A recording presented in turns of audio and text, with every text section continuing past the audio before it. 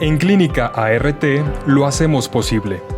Desde hace más de 30 años nos hemos dedicado a la salud reproductiva en México. Desarrollamos un modelo integral que cubre todos los ámbitos de la fertilidad con la tecnología de última generación y personal altamente calificado. En Clínica ART lo hacemos posible.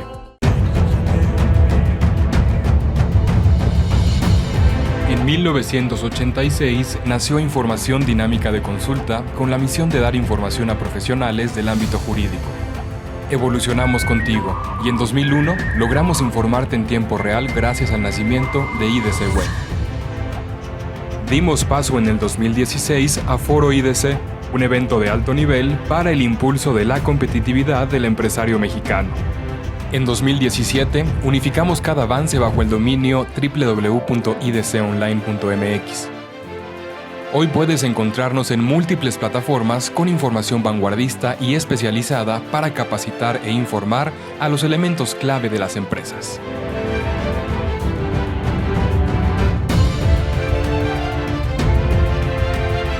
A 35 años de nuestro nacimiento, ha sido un honor acompañar tu labor de llevar a México al futuro.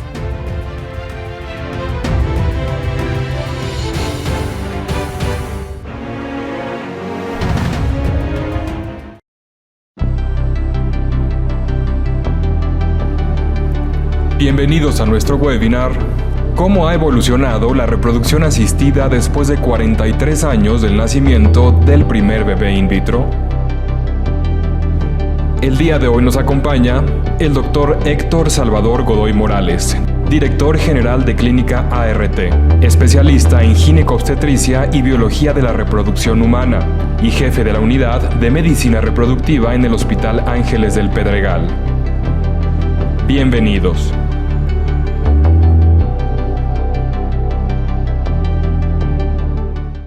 El día de hoy les agradecemos mucho el estar el día de hoy con nosotros. Estamos por iniciar nuestro webinar, seminario de reproducción asistida, después de 43 años del nacimiento del primer bebé in vitro. Y los voy a dejar a continuación con el doctor Héctor Salvador Godoy, director general de Clínica ART. Bienvenido, doctor. Bueno, bienvenidos a todos. Gracias, Laura, por la introducción, a los amigos de IDC por su apoyo en esta logística que ha cambiado mucho este año. Bienvenidos a este webinar tan sui generis, porque todos hacemos home office, estamos un poco lejos, pero los deseos de las parejas de seguir con su sueño de buscar un hijo han persistido. Aquí hubo un pequeño break, también hay muchos niños que les llamamos niños COVID. La convivencia ha favorecido pues el acercamiento entre las parejas, pero desafortunadamente hay parejas que a pesar de la ayuda que tuvimos del COVID, y hay que ver el lado positivo a todas las cosas, pues ha pasado un año, 4 meses desde que empezaron los primeros casos en México y no hemos tenido éxito y muchas parejas no han logrado el resultado y son las que están buscando ese tipo de tratamientos. En la clínica ART que tenemos ahí en el Hospital Ángeles del Pedregal, en la unidad de la cual yo soy director desde hace más de 10 años, pues hemos tratado de adaptarnos a los cambios.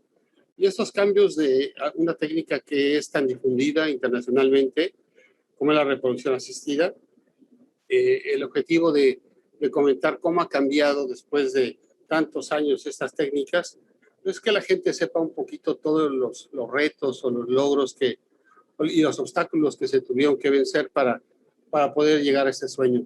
Nosotros tuvimos el placer de convivir directamente con el doctor Robert Edwards, quien fue el biólogo que diseñó las técnicas de reproducción asistida hace muchísimos años, y junto con el doctor Steptoe y todo el equipo del hospital de Bournemouth en Inglaterra, en la zona norte de Manchester, se logró el primer nacimiento de un bebé de in vitro. Y esto fue casualmente el 25 de julio de hace casi 43 años, en 78. Ha cambiado muchísimo. El doctor Edward nos platicó que lo tuvieron que hacer todo de forma clandestina. El director de la clínica no permitía este tipo de tratamientos. Cuando lo hacían en la noche, en la madrugada. Y hay un reportaje muy interesante de la BBC de Londres que habla sobre todo lo que estuvieron viviendo los doctores, Steptoe y Edwards, para lograr el sueño de la pareja que quería en ese caso lograr el embarazo. Se hicieron muchos intentos, hubo casi 2, 3 años de intentos. El primer embarazo de in vitro fue un embarazo ectópico.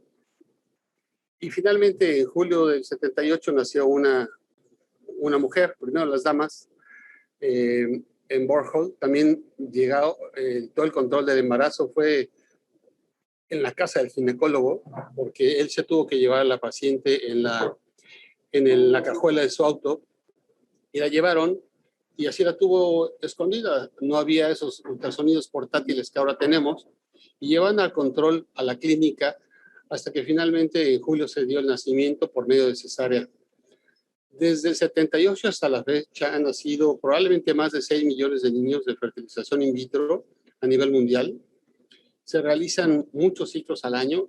A nivel mundial se calcula que están realizándose alrededor de 350,000 o 500,000 ciclos, probablemente más, porque hay un subregistro. Aunque hay entidades como la Red Latinoamericana, que engloba de México hasta el sur, que reportó en el 2016 80,000 casos al año. Estados Unidos en el 2017 reportó 255,000 casos. Y Europa, que son los pioneros y que lleva obviamente muchos países, realizan casi 800,000 ciclos al año. Si ustedes se dan cuenta, no es un procedimiento aislado, se realizan, pues ya estamos viendo que más de 1 millón de ciclos al año.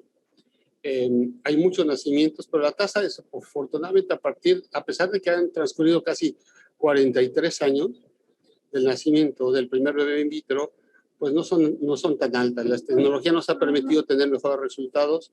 Hemos tenido avances tecnológicos importantes, contamos con excelentes laboratorios, y esto nos ha permitido que podamos hacer incluso diagnóstico genético en los embriones antes de transferirlos. Ha cambiado mucho la conducta. Cuando hacíamos los primeros casos en perinatología en el 91, pues pasábamos 3, 4 embriones, ¿no? Hay centros en donde todavía siguen esa conducta, pero la conducta desde hace algunos años, sobre todo en los países europeos, es solamente transferir un solo embrión. Esto para reducir los embarazos de alto orden fetal, o sea, los gemelos, los trillizos, los cuatrillizos o más, ¿no? Ha habido casos desafortunados en los que después de un tratamiento in vitro ha habido nacimiento de 8 bebés. Y la mortalidad es muy alta. Al final de estos 8, desafortunadamente, podemos quedarnos sin un solo bebé. El tiempo, después de más de 40 años, nos ha permitido hacer ajustes a esto. Desafortunadamente ha sido un acierto y error, pero no sin pagar un precio. Y uno de los primeros precios que se tuvo que pagar fue el alto orden de nacimiento de gemelos. Entonces es muy bonito cuando una pareja está buscando un embarazo, que puedan tener 2 bebitos. Dice, oye, llevo tanto tiempo en esto, es desgastante desde puntos de vista distintos, económico, emocional. Ya, quiero cerrar el tema y quiero reducir el problema. Entonces, ustedes van a ver en la calle, en el súper, en donde viven, pues, trillizos, cuatrillizos, muchos gemelos. Y cuando uno, digo, esto es un diagnóstico de camión, yo les digo, ¿no? Cuando uno ve a la gente de más de 40 años con gemelos, dices, seguramente fue un in vitro. Entonces, con el tiempo ya tuvimos que ajustarnos, y ahora la tendencia en los últimos años, 10 años, digamos, es transferir un solo bebé, un solo embrión, para que podamos tener menos complicaciones. Un embarazo de trillizos aumenta el riesgo de morbilidad o de complicaciones y de mortalidad, sobre todo. Ni se diga cuatrillizos o quintillizos. Eso, desde mi particular punto de vista y del grupo donde trabajo, es un error en lugar de ser un acierto. Entonces podemos hacer ciclos de 1 o 2 embriones y tener un mejor pronóstico. Una cosa que ha sido muy importante en lo que toda Latinoamérica ha sido líder es en el registro de los resultados. México, junto con Chile, Argentina, Brasil y otros países de América Latina, fueron los pioneros a nivel mundial para hacer el registro de todo lo que hacíamos y publicarlo. La Red Latinoamericana de Reproducción Asistida tiene a casi todos los países miembros, de México hasta el sur, como les decía, y tenemos la obligación anualmente de hacer la publicación y el reporte de nuestros resultados para que llevemos un buen control. Algunas de las cosas que han avanzado después de tanto tiempo es el diagnóstico genético. El diagnóstico genético nos permite, ahora sí como lo hacía la película de Gattaca, ¿no? Escoger al embrión, saber si es niño, si es niña, si está cromosómicamente normal o tiene alguna alteración, y tomar decisiones junto con el equipo médico, el equipo de embriólogos y el comité de ética cuando se requiere así en algunas unidades, porque a veces el tener un embrión de mala calidad o con muchas malformaciones, pues nos obliga a tomar decisiones y evitar la transferencia. Esto permite hacer un diagnóstico previo a la transmisión o a la transferencia y evitamos que haya un embarazo y después valorar una interrupción que cada vez es más difícil. Esto no voy a andar en temas, pero si ustedes tienen esa inquietud, me gustaría que la compartieran con nosotros, porque es un punto de vista en el que debe participar el biólogo, el embriólogo, el ginecólogo, el endocrinólogo, el eticista y obviamente los pacientes, porque son los que al final van a vivir la experiencia de vida. Entonces, algo que nos ha permitido mejorar las tasas de embarazo es transferir embriones de buena calidad, embriones que cromosómicamente están sanos. En algunos países está prohibida la selección de sexo, pero ha cambiado. Por ejemplo, Israel hace muchísimos años impedía la selección de sexo por motivos que ustedes ya podrán imaginar, pero ahorita, recientemente en la semana, hubo un cambio en la ley que ha permitido incluso que parejas del mismo sexo puedan solicitar tratamientos de reproducción asistida para lograr un embarazo. Entonces, como ustedes van viendo, ha cambiado muchísimo. Lo que desafortunadamente no ha cambiado es el alcance que pueden tener las personas este tipo de tratamientos. Está muy limitado. No es lo mismo atenderse en Alemania, atenderse en Inglaterra, en Estados Unidos, en Francia, Italia, que es muy particular, o México o algunos de los países latinoamericanos. En lo que concierne a América Latina, por ejemplo, como esto es muy costoso, el gobierno subroga los tratamientos, es decir, una pareja que tiene este tipo de problemas puede inscribirse en una lista, acudir a un centro que permite este tipo de tratamientos y el gobierno paga. Eso lo hace en Brasil, lo hace en Argentina, por eso son los dos que tienen más casos a nivel latinoamericano. El tercer lugar es México, pero desafortunadamente en México no hay una fundación, no hay un seguro y el gobierno no lo paga a todo el mundo, salvo contados casos como el Ejército, el ISSSTE, perinatología, que es de donde yo vengo también.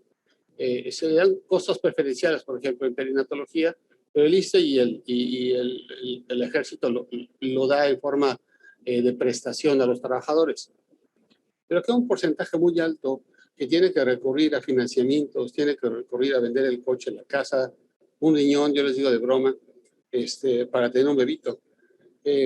Nosotros, por ejemplo, estamos tratando de apoyarnos con empresas, con SOFOMS, con bancos como Santander en este caso, para que otorguen créditos, porque esto es muy caro. Eso es muy caro y desafortunadamente no tenemos éxito desde el primer ciclo. Entonces tenemos que hacer varios intentos. ¿Por qué mencionaba yo, por ejemplo, Italia? Italia puede pagarle a las parejas los ciclos que quieran. Como pagan impuestos, las cirugías que se haga allí el italiano o la italiana, o los tratamientos de in vitro, no tienen límite. Entonces, ir a Italia y ver que la gente se hace 12, 16 ciclos de in vitro y los paga el gobierno, pues es una condición totalmente diferente a lo que vivimos en los países como en América Latina. En Estados Unidos ha cambiado un poco porque ya están permitiendo que los seguros cubran, pero dependiendo del estado. Y a veces cubren una laparoscopía o el tratamiento médico, pero no todo el in vitro. Inglaterra también ha cambiado. Inglaterra empezó teniendo el apoyo del gobierno para pagar 6 ciclos de in vitro, pero desafortunadamente como eso es muy demandado y va creciendo la demanda a nivel internacional, esto representa un gasto para los gobiernos y decidieron que se compartiera el gasto y que fuera el 50% a partir del 2014. El 50% lo pagara el gobierno y el 50% la pareja que quisiera el tratamiento. Antes era muy fácil porque se podían hacer sus 6 ciclos de tratamiento que les pagaba el gobierno sin ningún problema. Entonces, yo les digo de broma que depende en el plano geográfico donde nazcas es tu posibilidad de tener acceso a este tipo de tratamientos, lo que te va a costar o no te va a costar. cuántos te vas a poder hacer y tu tasa de éxito. La gente en Alemania, por ejemplo, está muy limitada, solamente puede hacer algunos ciclos que paga el gobierno, no pueden fertilizar todos los embriones o los óvulos, pueden fertilizar solamente 3. Acá en México podemos fertilizar 20 y en la mayor parte de los países del mundo podemos fertilizar 20. Dejarlos crecer en el laboratorio por varios días y probablemente escogerlos, hacer un diagnóstico genético, pero en Alemania no se puede. En Alemania solamente se pueden usar y fertilizar 3 óvulos y con eso se puede lograr el embarazo. Otra cosa que, por ejemplo, tiene prohibida Alemania es la donación de óvulos y de esperma. De tal manera que la gente que no tiene espermatozoides o no tiene óvulos por cirugía o por una menopausia prematura, una endometriosis severa, tiene que acudir a países como España, Italia, Suiza o el mismo Inglaterra para intentar hacer ciclos de donación. Obviamente lo van a pagar en este caso los pacientes, pero de otra manera no podrían tener acceso a este tipo de tratamientos. Entonces, implican muchos cambios. El costo es algo muy importante. Hay ciclos que pueden costar, por ejemplo, en Estados Unidos, que todo cuesta caro y que es una industria que todos conocemos cómo se dedica al comercio, pueden llegar a costar ciclos $30,000. Una madre subrogada, que es el vientre alquilado, puede costar $100,000 en California. En otros estados, en algunos estados está prohibido. Una donadora de óvulos puede costar $14,000 en promedio, pero pueden pagar otros $80,000 o $100,000 por unos cuantos óvulos. Aquí en México no cuesta ni $1,000 una donadora, o a lo mejor cuesta $1,000, pero probablemente menos. Entonces, es muy diferente hablar de lo que se hace en Estados Unidos, que hace 255,000 ciclos al año, a los que hacemos en México. A lo mejor en México hacemos, de los 85,000 que se hacen en Latinoamérica, a lo mejor registrados, hacemos la tercera parte. Y siguen creciendo. Yo les digo que son como los gremlins. Cada vez que llueve se crecen ciclos, centros de in vitro. Entonces la gente tiene que acercarse a dar este tipo de tratamiento a las pacientes. Pero desafortunadamente se concentran mucho en la Ciudad de México y la zona metropolitana. Monterrey es otra sede importante, que fue la segunda que hubo a nivel nacional. El Pedregal y Monterrey eran las primeras dos centros de in vitro que hubo aquí en México, y eso fue aproximadamente por 91, 92, o los 90 más o menos, a principios de los 90. Pero ya ahorita hay muchísimas lugares aquí en todo el país. En general la escuela es buena, los resultados en México son buenos, son muy comparados a lo que puede ocurrir en otros países. La tecnología que contamos ahorita, si me permite el avión explicarles, es una buena tecnología. Tenemos los mismos microscopios, los mismos estudios genéticos que se pueden hacer en Nueva York o en Brasil o en Suiza o en París. Ha caminado, ha avanzado. Hubo mucha pausa de los encuentros de persona a persona que estamos muy acostumbrados a hacer con los grupos internacionales. Pero, por ejemplo, Clínica ART, que es la que nosotros tenemos, ha tenido la intención de preparar a sus residentes y los enviamos, por ejemplo, a Nueva York con el doctor Gleicher para que tenga una capacitación en un centro que hace también muchísimos ciclos al año, que ve una población muy parecida a la de nosotros, que es mujeres de más de 40 años, para unificar criterios y dar alternativas de manejo. Los muchachos también van a viajar ahorita a hacer cirugía robótica a Miami. Es parte de lo que nosotros hemos sido pioneros aquí en México. Mi socio y yo, el doctor Rivas y yo, somos de los 4 primeros ginecólogos en México que nos capacitamos para hacer cirugía robótica. Y ya el doctor Rivas y yo hemos tenido la oportunidad de invitar a nuestros residentes y capacitar a otras gentes para que puedan hacer este tipo de cirugía. ¿Y por qué es importante ahorita que mencioné cirugía? Parte de los cambios en la evaluación que ha tenido el tratamiento de la infertilidad ha sido la cirugía de mínima invasión. Yo recuerdo cuando en el 92 tuve la oportunidad de estar con el doctor Kurt Seim en Alemania haciendo los primeros casos de la laparoscopía operatoria, que ahora se hace en todos lados y que todo el mundo hace ahora. y ver cómo se hacía este mundo mágico del manejo con los orificios a través del abdomen.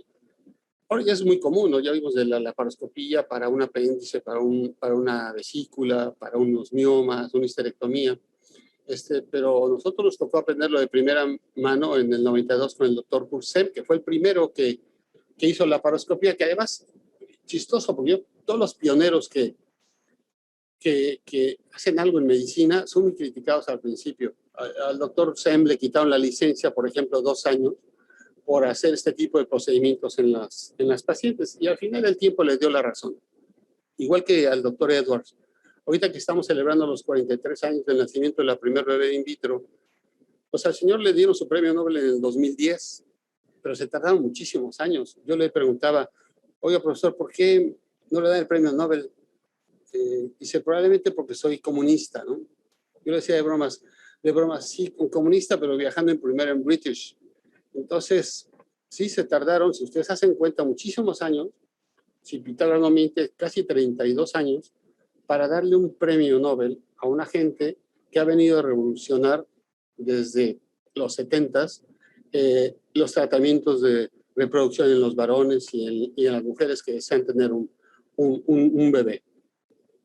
No sé cómo vaya aquí, Laurita, si hay alguna pregunta o algo que quieran que vayamos contestando, pero bueno, si no, voy a seguir adelante hablando sobre la cirugía. ¿Cuál ha sido la diferencia, por ejemplo, en tratar los problemas previos a la reproducción asistida? Por ejemplo, el caso de los miomas o la endometriosis. Hace muchos años, en los 90, nosotros hacíamos cirugías abiertas como una cesárea y la paciente pues tenía un riesgo un poco mayor, tardaba más en recuperarse, a veces quedaba con adherencias o había alguna complicación. La cirugía de mínima invasión nos ha permitido hacer mejores abordajes, tener mejores pronósticos, y cuando comparamos, ahorita tenemos un artículo publicado en la revista de la Red Latinoamericana que se publica en Brasil, nos acaban de mandar digo, ya lo hemos intentado publicar en otros lados, pero la aceptación es en Brasil, en la revista de la Red, y comparamos los beneficios de la miomectomía, que es quitar los miomas o los tumores benignos del útero, en las parejas que tienen cirugía abierta, laparoscópica o cirugía robótica. Y la conclusión de nuestro grupo de la clínica RT en el Hospital Ángeles del Pedregal es que nos va mejor si hacemos cirugía laparoscópica o cirugía robótica que si abrimos a la paciente con una cirugía tradicional. Desafortunadamente, no toda la gente tiene el entrenamiento para hacer este tipo de cirugía y no toda la gente está capacitada para hacerlo, porque es una cirugía que requiere más entrenamiento y mucha preparación. Pero si estamos en este grupo que podemos permitir ese tipo de manejos, pues lo mejor es hacerlo. Obviamente, si la señora llega con un abdomen que semeja a un embarazo de término, porque está lleno de miomas, sería loco tratar de intentar hacer una cirugía laparoscópica. Obviamente es una paciente que, aunque quisiéramos hacer una cirugía robótica, no es candidata. Entonces, nosotros no estamos cerrados ni obsesionados en hacer una cirugía de mínima invasión. ¿Por qué? Porque podemos hacer cirugía abierta, tradicional, porque lo más importante es la seguridad de la paciente y asegurar una buena cicatrización, conservar el útero, porque desafortunadamente veo mucha gente que va a cirugía y le dicen, te tengo que quitar el útero. Y nos pasó la semana pasada, paciente de primera vez que no tenía absolutamente nada en el útero y ya le habían propuesto quitarle el útero. Entonces, hijo, es triste que ahorita en el 2021 todavía sigamos viendo gente que hace manejos que no deberían estar permitidos. Entonces, importantes cambios, la laparoscopía. Si ustedes recuerdan, en el 78 nace el primer bebé in vitro. Las aspiraciones se hacían por laparoscopía, pero posteriormente el doctor Gleicher, que es nuestro asociado que está en Nueva York, con quien trabajamos, nos ha permitido hacer ultrasonidos por vía vaginal para hacer la aspiración de los óvulos, lo cual ha cambiado muchísimo. Yo recuerdo que en perinatología los hacíamos con la laparoscopía, perdíamos muchos óvulos, pero era la única manera que teníamos para hacerlo. Entonces, cuando el doctor Gleicher y su grupo se les ocurrió hacer por vía vaginal la aspiración, nos cambió tanto. Entonces, eso también tardó años, pero ahora es algo de rutina, pero esa es otra de las aportaciones, de las evoluciones que hemos tenido a lo largo de de 43 años, ¿no? Ahora sí que me ha tocado vivir la historia. Desde el inicio en México, me tocó estar con Kurt Sem haciendo la paroscopía y poder compartir muchas experiencias con el que inventó el in vitro. Y va lo que es importante aquí, hay gente que a veces busca una gente de más joven, y es válido, pero también la experiencia, y yo como viejito lo tengo que defender, ¿no? La experiencia también cuenta. No sé cómo andamos, Laurita, ¿tenemos a alguien que nos quiera preguntar algo? Sí, doctor, tenemos de la jornada a Ángel Cruz que quiere hacerle una pregunta, permítame. Ángel, ¿puedes abrir tu micrófono?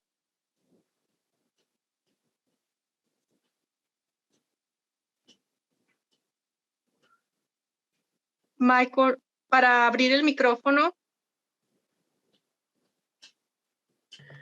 No se puede abrir el micrófono, solo pueden utilizar el chat para hacer las preguntas que deseen.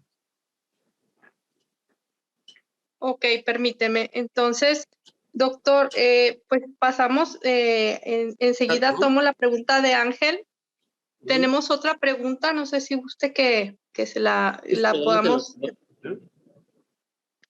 podamos ver previamente a la de Ángel Cruz, que nos pregunta Héctor Ramón Rodríguez de RH. ¿Cuáles son los efectos sociales y económicos que viven las parejas en estos momentos? Bueno, muy desgastantes, definitivamente, porque un procedimiento de esto emocionalmente pega mucho, pero económicamente también. Entonces hay gente que se compromete en su trabajo o con créditos o vende bienes o pide el apoyo de la familia. Nuestra sugerencia después de muchos años de hacer esto, nosotros hacemos esto desde hace más de 35 años, es que se establezca muy bien una ruta para no perder el tiempo. Hay gente que se hace, y el récord lo tenemos acá nosotros, hay gente que ha llegado con 22 inseminaciones artificiales, cuando lo máximo que se pueden hacer son 4 o 6. Entonces imagínense hacer 18 procedimientos que no tienen ningún caso a hacer. Es un desgaste emocional por un lado y económico importantísimo. Entonces, hacer un buen diagnóstico nos permite optimizar, y esa es una tendencia que está bien estudiada, y hay grupos o habemos grupos que tratamos de hacer un buen diagnóstico primero y no avanzar hasta que tengamos una ruta. Esto los financieros y los ingenieros lo saben mejor que los médicos. Nosotros resolvemos el problema así como nos viene, pero no, debemos de planear. ¿Dónde estamos parados? ¿Qué clase de paciente estamos enfrentando? Todos los casos son diferentes, los varones son diferentes, y en base a eso establecer una ruta y plantearla con la pareja, analizarla y ver si es viable o no. Porque sí, desafortunadamente es muy desgastante. En Europa se pagan 6 ciclos de tratamiento de in vitro, por lo general, pero 6 ciclos de tratamiento implican una aspiración de óvulos y los embriones que queden congelados. Si una pareja, hoy yo le aspiro sus embriones, sus óvulos, y tengo 10 embriones y los voy a transferir a lo largo del año, hasta que se acabe esos embriones que tengo en el laboratorio, es un ciclo. Imaginen lo que implica desde el punto de vista de costos y el hacer 6 ciclos. Hay gente que no se los hace, incluso en Europa, aunque los tengan pagados. Otra pregunta. Ángeles, Ángeles Estamos dice que tratando de conectarnos con Ángel Cruz. Sí. Hasta el momento no Ángeles Cruz sé. de la jornada. ¿Cuál es el porcentaje de éxito de la fertilización in vitro? ¿Cuántos ciclos es el promedio para tener el bebé? A ver, la primera, voy por partes, soy medio lento. El porcentaje de éxito no pasa del 50% a nivel global, pero depende del grupo de edad. Si me da tiempo, voy a hacer un pequeño ejercicio para que vean cuáles son las tasas reales, ¿sí? Obviamente a mayor edad, aunque todas las mujeres son jóvenes, delgadas y bellas, a mayor edad hay menos tasa de embarazo. La naturaleza también es sabia, hay más alteraciones cromosómicas, hay menos óvulos, el desarrollo de los embriones no es ideal. Entonces, una mujer de 28 años, que yo no veo, ¿sí?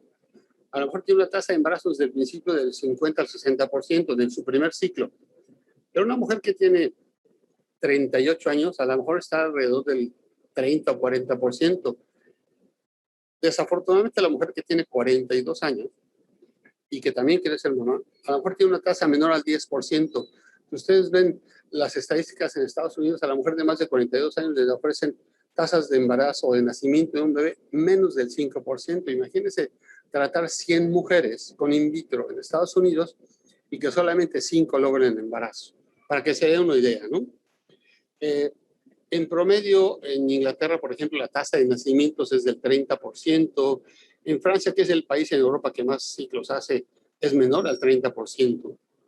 Entonces, cuando ven publicidades que dicen 98% y 2 por 1 y el Buen Fin y el Día del Amor, eso, tengan mucho cuidado, eso no es honesto ni es cierto.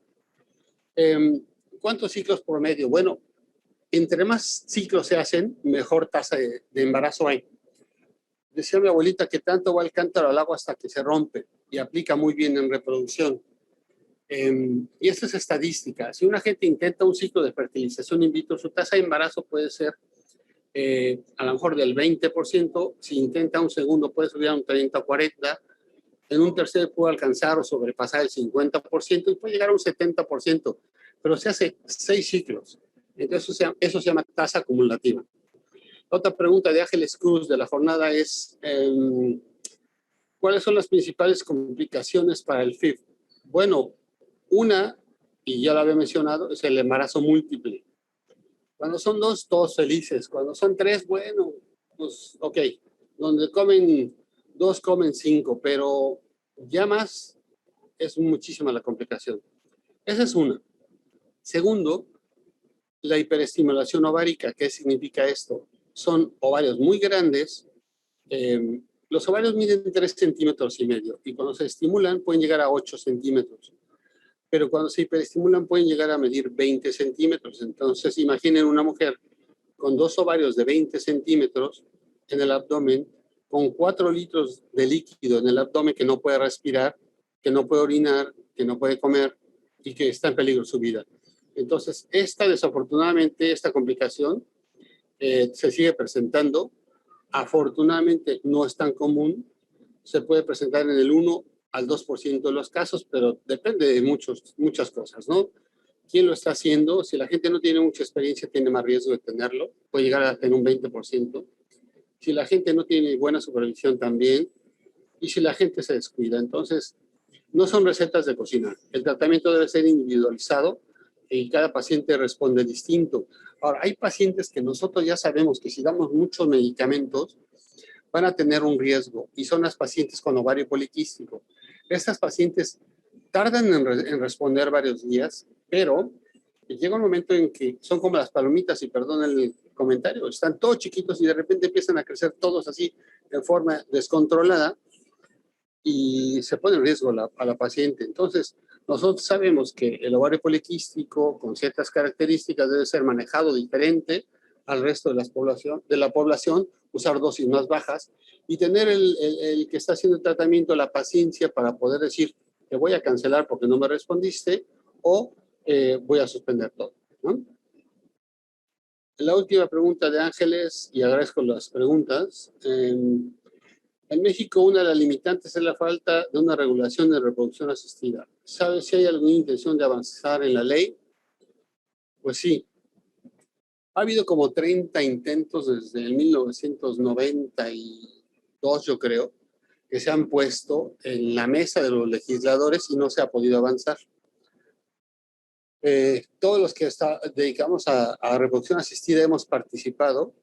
Particularmente yo estuve en el último intento que fue hace como 4 años y no avanzó. No hay compromiso y no hay interés. Yo creo que eso es importante para que así la gente sepa que la infertilidad no es un gusto, la infertilidad es un problema de salud y los legisladores están obligados a legislar. Porque si le pagas un tratamiento a una paciente con diabetes o a un paciente con cáncer o a un paciente con un infarto, ¿por qué no le tratas a una pareja un tratamiento de infertilidad? Si la Organización Mundial de la Salud ha reconocido la infertilidad como una enfermedad y México también porque firma tratados internacionales, tendría entonces que respetar esos acuerdos y a ver quién se avienta. Obligar a los legisladores o a la Suprema Corte para que legislen al respecto, así como lo han hecho en otros casos, como el uso de la marihuana con fines terapéuticos, ¿no? Por decir algo. Ahí se los dejo, porque es un tema muy importante. El costo, hijo, desafortunadamente esto como el mercado, ¿no? Los hijos pueden costar 50,000 pesos y pueden costar 300,000 pesos. Depende a dónde van, quién los trata, qué programa comercial tengan atrás. Pero déjenme decirles, entre los medios y los medicamentos, que son las inyecciones por 10 días, de entrada se pueden gastar, y el laboratorio, y la infraestructura y todo, de entrada se pueden gastar 30 o 50,000 pesos. Entonces, si una gente les dice, te voy a dar un ciclo en 50,000 pesos o 60,000 pesos con medicamentos incluidos, hijo, yo dudaría, yo no iría. El promedio alrededor está en 100,000, 150,000 pesos, pero ahí conviene que acudan al centro que ustedes quieran para que se documenten. Otra pregunta, ¿cómo se identifica una clínica con conocimiento, experiencia y seguridad en sus procedimientos? Bueno, primero que esté certificada por las autoridades del país en donde se trabaja. Voy a hablar de México. Aquí nos regula el Centro Nacional de Trasplantes, el CENATRA, nos tiene que otorgar una licencia de operación, que sin esa licencia de operación que está a la vista de toda la gente, no es un centro confiable, para empezar, y hay muchos de estos en México. Entonces, la certificación de CENATRA, ver qué equipo trabaja, quién dirige, quiénes son los que forman el equipo, cómo son sus embriólogos. No hay una ley que nos obliga a publicar los resultados, lo cual sería ideal que dijera, oye, mira, mis resultados por ley, y se los puse al organismo regulador, pues son del 20%, del 80% o del 90%. No hay una ley que nos obligue a hacerlo, sería ideal hacerlo, ¿sí? Entonces, hay que documentarnos. Hay gente que tiene campañas muy importantes en medios y que, pues sí, a veces cuando uno ve en la televisión unos electrodos que permiten bajar de peso, hacer una cintura con unos abdominales perfectos, sin hacer ejercicio y sin dieta, pues a todos se nos antoja comprarlos, ¿no? Entonces, es lo mismo en reproducción. Hay gente que te dice, es barato, tasas de embarazo alto, y si no te regreso tu lana. Eso es marketing. Yo no estoy de acuerdo con eso. ¿Alguien más? ¿Alguna otra pregunta?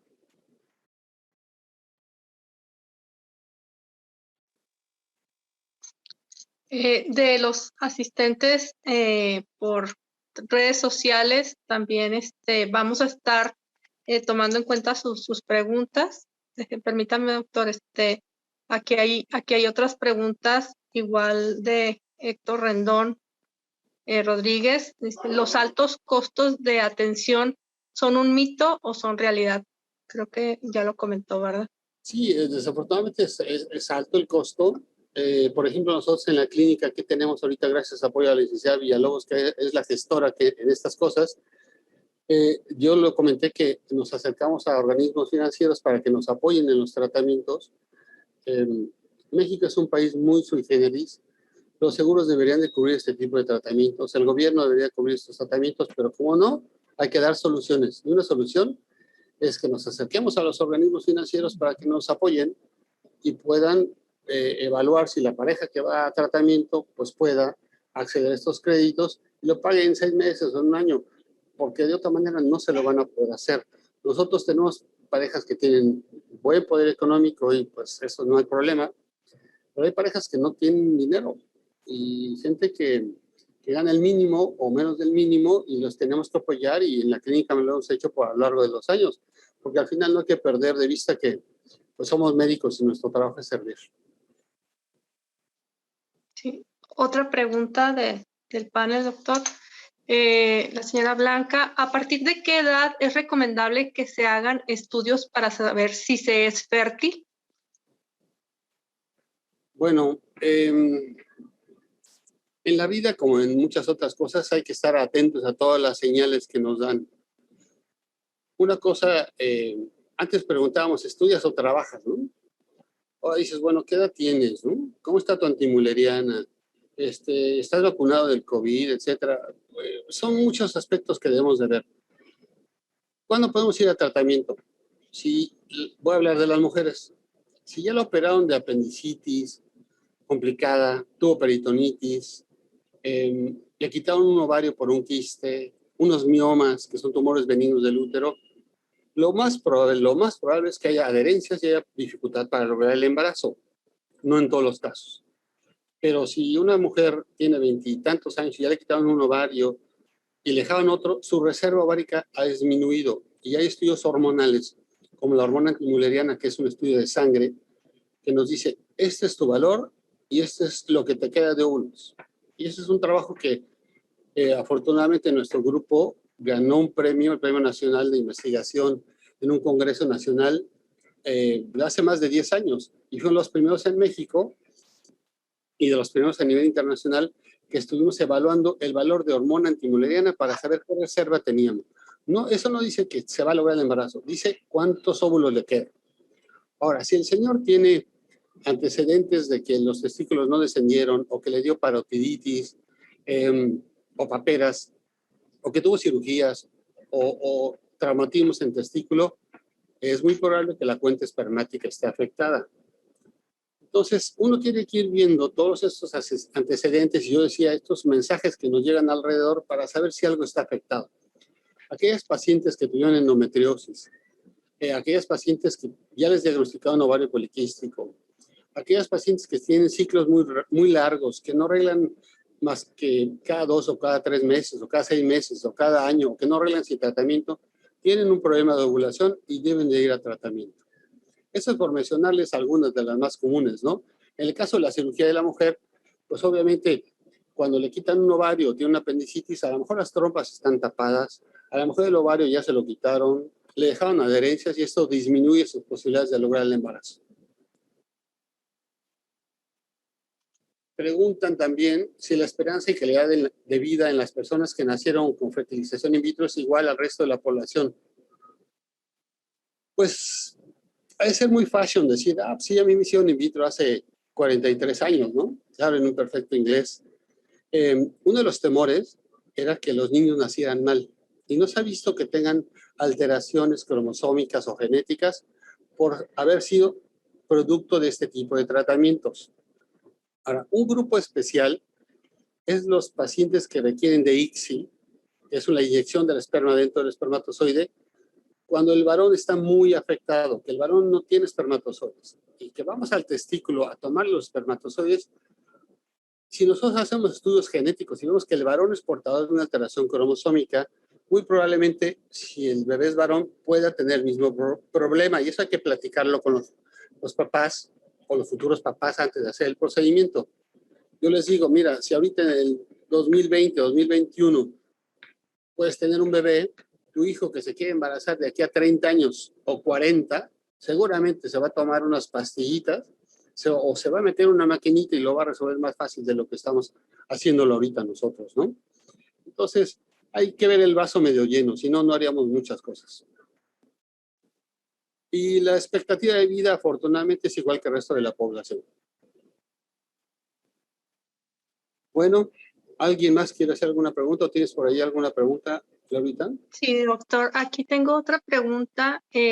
Habla de que si el cuidarse mucho tiempo antes de decidir ser madre puede ocasionar infertilidad. Creo que tendrá que ver con algo de usar anticonceptivos o algún método para... Sí, bueno, si es en relación al uso de anticonceptivos, en donde hay que tener riesgo, o cuidado más bien, es en las pacientes que usaron dispositivo de cobre y que tuvieron infecciones o han empezado su vida sexual muy jóvenes o han tenido muchas parejas sexuales. Si ese caso es, a lo mejor las trompas están tapadas, pero el in vitro se desarrolló para trompas tapadas, entonces no es problema.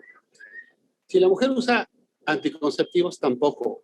Una mujer suspende sus anticonceptivos ahorita, tomados, inyectados, etcétera, y en cuanto empiecen sus menstruaciones puede quedar embarazada. Un tema que es importante acá es que desafortunadamente la gente ha retrasado su deseo de embarazo por motivos personales, por motivos laborales, porque no ha llegado el príncipe azul, porque les llegó el trabajo del sexenio y no se puede embarazar en 6 años, por ejemplo, o porque tienen un problema de salud como un cáncer y van a quimioterapia o radioterapia, o tienen artritis reumatoide, o tienen lupus, y estas pacientes van a requerir tratamientos que muy probablemente van a dañar la reserva de óvulos del ovario y pueden quedar infértiles. Otro grupo de pacientes son los varones que están tratados por cáncer. Y estos, voy a hacer una pausa por el avión.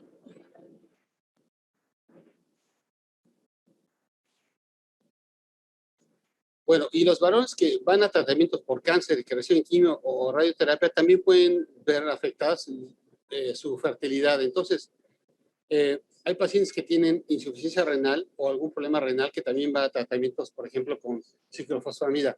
Estas parejas o estas pacientes de forma individual deben de acudir con un especialista para que les podamos decir si estás en riesgo, congela tus óvulos ahorita o congela tu semen ahorita, y ya cuando tú decidas ser mamá o ser papá, lo puedes intentar con óvulos no dañados y con espermas no dañados. Hay una paciente que nos pregunta que tiene 35 años, ya es mamá, se operó, pero quiere tener más bebés, se volvió a casar y quiere quedar embarazada otra vez. ¿Se puede? Sí, desde luego.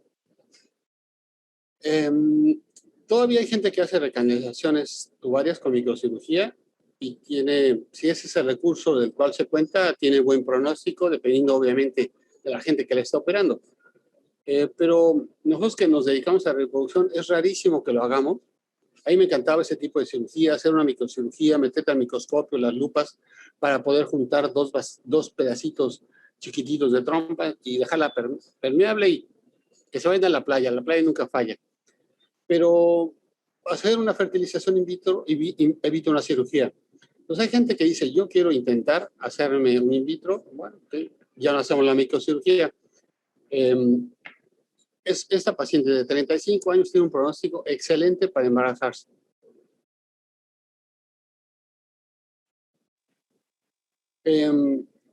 Eugenia nos pregunta si al hacer un in vitro hay alguna enfermedad que se pueda transferir de una célula a la otra.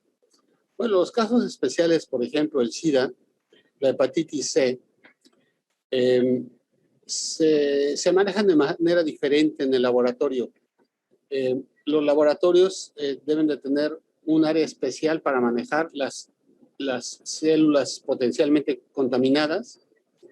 Si se hace una fertilización in vitro en pacientes con SIDA o con hepatitis B, se manejan aislados en un tanque diferente, no se junta con el resto de los embriones de otras pacientes y se puede lograr un embarazo, ¿sí? Afortunadamente se puede hacer.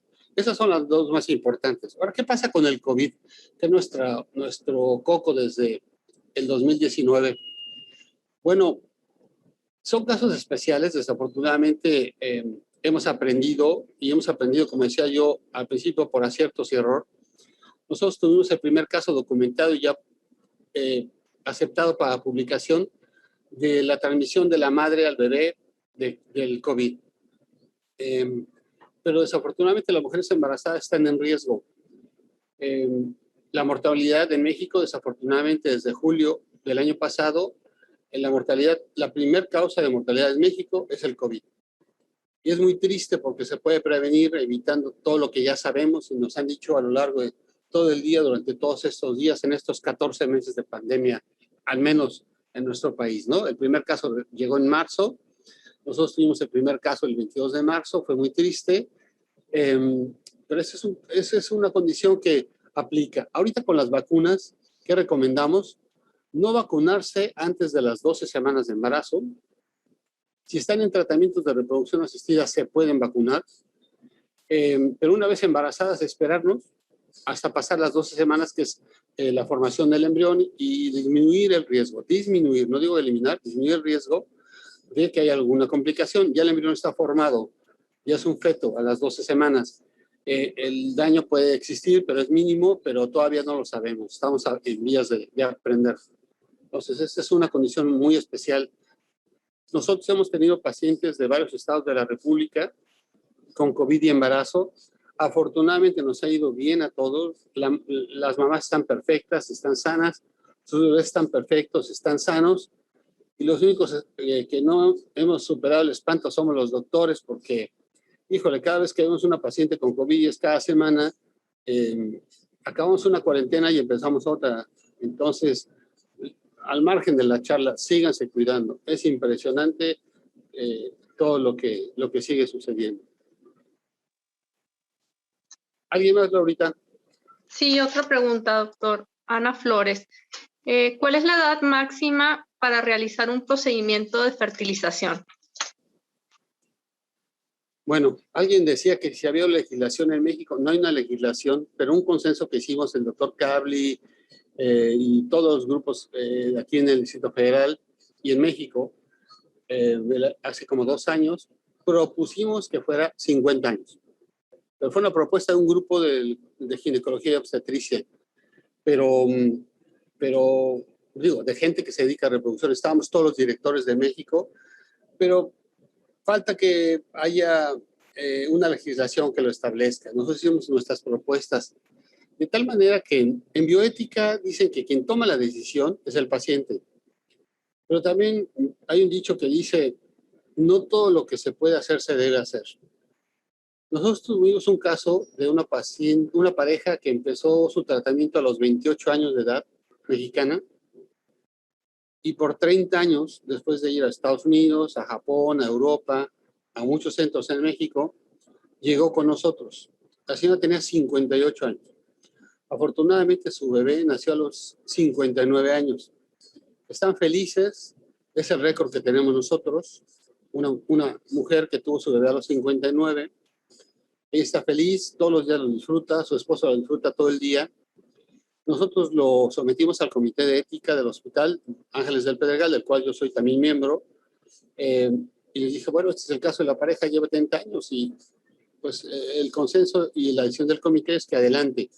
Tuvieron una evaluación psiquiátrica también y dijeron, adelante, están convencidos, lo han buscado por todo el tiempo y quieren hacerlo, y lo quieren hacer contigo. Afortunadamente nos fue bien, no en el primer ciclo. El primer ciclo para fines prácticos sí, pero en la transferencia en fresco de los embriones no se logró. Descongelamos 2 embriones después, meses después, y de los 2 se quedó uno. Y es un niño que nació y está perfecto. Ahorita tiene casi 4 años el chico. Y muy bien, entonces un límite. Nos ha tocado casos, los que nos han pedido el consejo, por ejemplo, en Boston, estaba el doctor Edwards, que fue quien inventó el in vitro, el doctor Patricio Pascuale, que es el director de Yale, y varios médicos, el doctor Hernán Sayub de Monterrey y un servidor. Y nos preguntó el director de Boston de un caso de una mujer que tenía 50 y tantos años. La respuesta de nosotros en un principio fue de no. Pero después dijo, bueno, y es que es además nieta de un expresidente. Entonces dices, bueno, cada caso es diferente y tiene que tomarse decisiones platicadas y consensuadas con las parejas, ver los pros y los contras. Va a haber quién está a favor, va a haber quién está en contra, pero esto no es una democracia, es una decisión solamente de 2 personas, del futuro papá y la futura mamá. Nosotros les ayudamos y se somete a las autoridades o a los comités para tomar una decisión, pero mientras no haya un límite, entonces podemos ir adelante. Yo no estoy de acuerdo en casos como los de la India, que son los de récord mundial, de mujeres de 70 y tantos años teniendo bebés. Eso se me hace arriesgar la vida de la mujer. Digo, no por decir yo soy el bueno y la cuido y le va muy bien, ¿no? Desafortunadamente ha habido casos de mujeres de esa edad que tienen a su bebé y se mueren a los 2 meses o al año, ¿no? Entonces ese es tema de otro webinar de bioética. Otra pregunta. Paciente hematológica, pregunta Flor Villegas. ¿Puede realizarse el procedimiento in vitro en una paciente hematológica? ¿Le puede regresar la enfermedad oncológica? Bueno, nosotros acá en la clínica RT estamos viendo muchas pacientes que son sobrevivientes de cáncer, de mama, de colon, de linfomas, de leucemias, de riñón, por ejemplo, los que vienen a la mente, ¿no? la medicina ha avanzado mucho y si están libres de tumor y el oncólogo o el hematólogo dan luz verde, se puede hacer. Se puede hacer y adelante, ¿no? Es algo que antes no hubiéramos creído. Una mujer que tuvo un cáncer de mama, una leucemia, un linfoma, no se ha visto que aumente la incidencia o que vuelva a haber una recurrencia de la enfermedad con el embarazo. Entonces, si el oncólogo o el tratante están de acuerdo, se da un manejo especial en forma conjunta con la vigilancia y puede lograr el embarazo. Si se ha diagnosticado algún problema oncológico, ahorita el consejo es congela los óvulos primero y ya decidimos después, ¿no? Otra paciente nos dice, tengo 42 años, no tengo bebés, ¿puedo congelar mis óvulos? No es la edad ideal congelar óvulos a los 42 años. La edad ideal sería antes de los 38. En casos especiales hasta los 40. Sí se pudiera si tuviera muchos, pero con el único requisito de que tuviera muchos y que cuando se fertilicen se les haga diagnóstico genético para ver que los embriones están cromosómicamente sanos. Otra pregunta. Mieloma múltiple. Vuelvo a decirle a Flor, en caso de que el oncólogo dé luz verde, hay que evaluar el caso al detalle y valorar si se puede hacer el tratamiento. ¿Alguna nota, Laurita? Una pregunta que nos llegó a través de redes sociales, doctor. Sí. La pregunta dice, ¿la infertilidad puede ser heredada de algún familiar? Como yo mencionaba, por ejemplo, hay algunos varones que tienen una alteración cromosómica específica en un gen y pueden ser transferidas al varón. Entonces, hay un estudio que hacemos que se llama la translocación del cromosoma Y. No le dan caso al nombre, así somos los doctores, nos gusta poner nombres elegantes para que nos crean que sí sabemos, pero es un estudio del cromosoma que no es un cariotipo, hacemos un estudio específico en el que vamos a analizar el cromosoma Y se divide y se dice, mira, esta es la alteración, sí se puede heredar. Esa es una, por ejemplo. La menopausia precoz también es un tema que no se comenta mucho, pero que puede ser asociado a una menopausia precoz en toda la descendencia. Si la mamá tuvo la menopausia a los 33 años, a lo mejor las hijas pueden tener esa edad y estar cerca de la menopausia. Por eso es importante la evaluación del especialista y la determinación hormonal y el ultrasonido para ver cuántos óvulos tienen. Digo, hay unas muy raras que ni vale la pena mencionar, ¿no? Pero no, mi mamá tuvo 7, ¿no? Y no voy a tener 7 por eso, ¿no? ¿Alguna otra pregunta? Pues una última pregunta, doctor, y nos pregunta un asistente anónimo. Buen día, mi pregunta es, ¿qué cuidados debe tenerse antes de una transferencia de embriones para que el cuerpo esté mejor preparado? Bueno, primero, esto cambia dependiendo del centro donde se trate. Lo importante es que no haya infecciones, que haya una dieta sana, pero de forma natural los embriones se implantan sin cuidados extremos, ¿no? En el in vitro hay mucho de mito. Entonces pedimos que no haya infección vaginal, que si es in vitro, que tome sus medicamentos a las horas que se le han indicado, porque los niveles de hormonas son importantes para que haya implantación del embrión. Pero no se angustie, si ya tiene embriones ahí congelados, es muy sencillo la preparación. Si es antes de un tratamiento, es otra cosa. Ahí les pedimos, baja de peso, deja de fumar, no tomes tanto vino, haz ejercicio, te voy a tratar tu infección primero, a tu esposo lo tengo que tratar también por algunas cosas, hay que controlarte tu tiroides, quitarte los miomas, es otra cosa. ¿Qué debo de hacer para hacer un in vitro? Es otra cosa. Pero si ya vamos a hacer la transferencia, pues ya está todo hecho. Ya es ponerle la cereza al pastel. ¿Sí? Nos preguntan si hacemos selección de sexo, ¿qué porcentaje de efectividad tiene?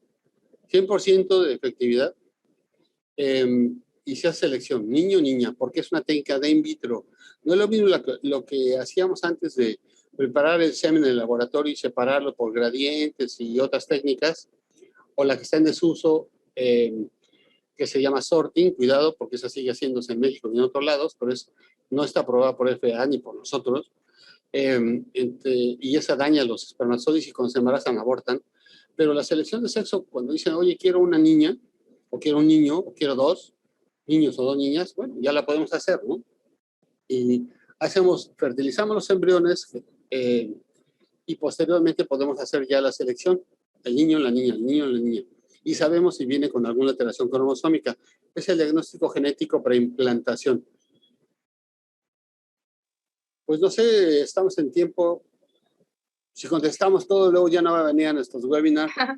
Sí, doctor, pues yo creo que por el tiempo, respeto a todos, le invitamos a que todas las preguntas que tengan nos las hagan llegar a través de nuestras redes sociales o de la conexión al webinar que tuvimos el día de hoy. También los invitamos para que si tienen algún tema que quieran que el doctor presente, nos hagan llegar sus pedidos también. Y que nos sigan acompañando. Más adelante les vamos a hacer otra invitación próxima para que el doctor nos siga compartiendo toda esta información importante para todos. Aquí yo creo terminamos nuestra presentación. Doctor, si gusta decir algunas palabras finales. Sí, gracias a todos por conectarse. Hay que ser fuertes ante este tipo de problemas. Hemos tenido muchos retos. Este año ha sido especial, nos ha cambiado mucho la manera de hacer las cosas, de valorar la vida de una manera distinta, de valorar nuestra gente cercana, nuestro trabajo, lo que tenemos. Hay que seguir igual de fuertes. El ser humano y sobre todo los mexicanos nos reponemos a todas estas cosas. Y la infertilidad desgasta mucho desde el punto de vista emocional, pero tenemos más de 30 años haciendo esto. Tengan mucho cuidado de dónde seleccionan tratarse. Yo tengo muy buenos amigos a lo largo del país. Si alguna paciente no puede venir a México, le recomiendo a algunos de nuestros alumnos en Tijuana, o los que están en Monterrey, o los que están en Panamá, o los que están en Mazatlán, etcétera. Pero vayan con gente que es ética, que es humana y que tiene experiencia, que lee todos los días, ¿sí? Que lee todos los días, porque un profesional debe leer todos los días para estar actualizado y ofrecer el mejor tratamiento a sus pacientes. Estamos a sus órdenes y ojalá puedan conectarse próximamente y disfruten a su familia y cuídense mucho. Gracias, Laurita, y gracias al grupo IDC, a Mariana en especial, o a todos los colaboradores, y esperamos vernos pronto. Gracias. En Clínica ART lo hacemos posible. Desde hace más de 30 años nos hemos dedicado a la salud reproductiva en México. Desarrollamos un modelo integral que cubre todos los ámbitos de la fertilidad con la tecnología de última generación y personal altamente calificado. En Clínica ART lo hacemos posible.